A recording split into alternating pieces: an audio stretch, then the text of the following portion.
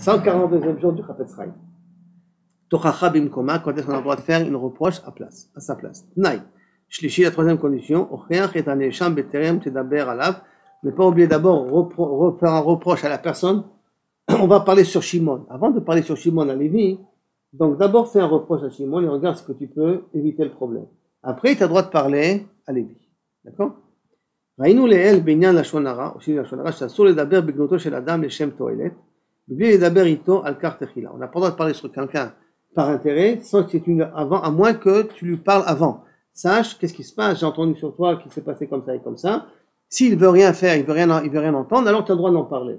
Mais s'il est prêt à prendre en considération tes réflexions, tu n'as pas le droit de raconter ce que tu as vu parce qu'il va faire tchouva sur ce qu'il a fait.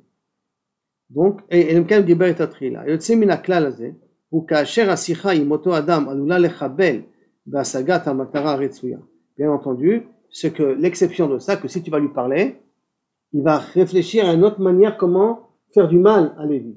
Alors, s'il va réfléchir à une autre manière, donc tu n'as pas intérêt à dévoiler que tu connais son plan. Et là, on parle que si tu vas lui dire que tu connais son plan, ça ne va pas l'amener forcément à avoir un comportement enfin, à continuer à avoir des intentions négatives envers une autre personne. Asher l'issur rechilut, au sujet de l'issur de rechilut, alul hayotse min haklal klomar, shelo ledaber techila, alul hayotse min haklal. Il risque cette exception-là, c'est-à-dire que shelo ledaber techila im adam sheomdim ledaber alav rechilut, להיות שכיח יותר מן הכלל.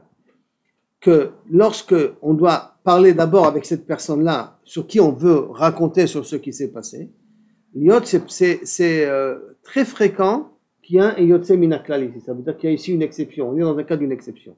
C'est-à-dire, כאשר פלוני כבר גרם נזק לזולתו, parce que רכילות, c'est raconter une histoire qui s'est déjà fait. D'accord, je vais raconter qu'est-ce qui s'est passé. Donc, par conséquent, l'événement, il est déjà fait. Par conséquent, alors, כאשר פלוני כבר גרם נזק לזולתו, או עומד להזיק לו, ou qui vient juste bien, donc dans 2 minutes, il va vraiment faire un נזק, אין להיכנס עמו לשיחה בעניין זה. C'est pas le moment de commencer à parler avec lui et de dire qu'est-ce qui se passe.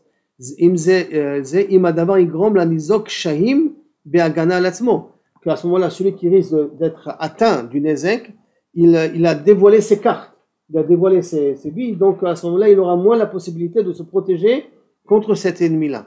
Donc, quand on a affaire à quelqu'un qui a projeté de faire du mal à quelqu'un d'autre, et si je lui dire que je suis au courant de ce que tu manigances, alors il va prévoir un deuxième coup dont la personne n'aura plus la possibilité de se protéger. Alors, dans un cas pareil, ben Vadaï, tu n'as pas l'obligation de lui dire pourquoi tu veux faire une chose pareille.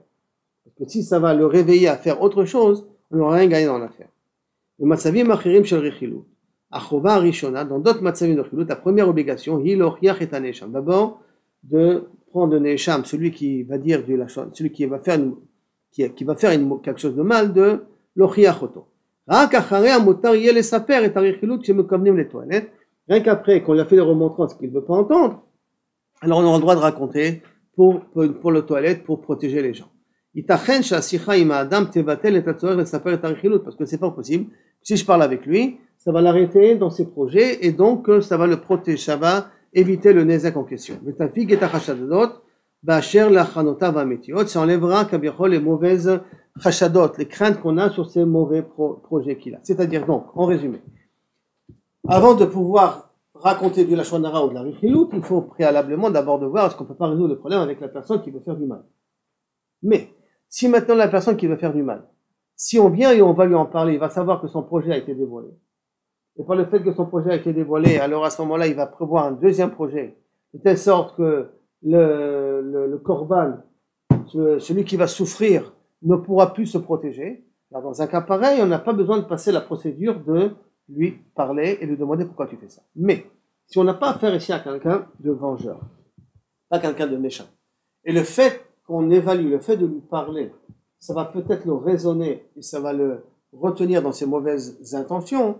Alors, Bevadaï, avant de raconter les événements, il faut d'abord lui parler à lui pour voir ce que Bemet, Bezrat Hashem, il se retient, en tout cas il change d'avis. Et s'il ne veut pas changer d'avis, alors à ce moment-là, on aura le droit de raconter. D'accord ? Donc, ça va dépendre à qui on a affaire. À quelqu'un qui a de mauvaises intentions et qui veut arriver à ses mauvaises intentions, donc on a intérêt à garder le secret et avertir la personne pour qu'il puisse se protéger, ou de personnes, il a dit je vais me venger, je vais le frapper.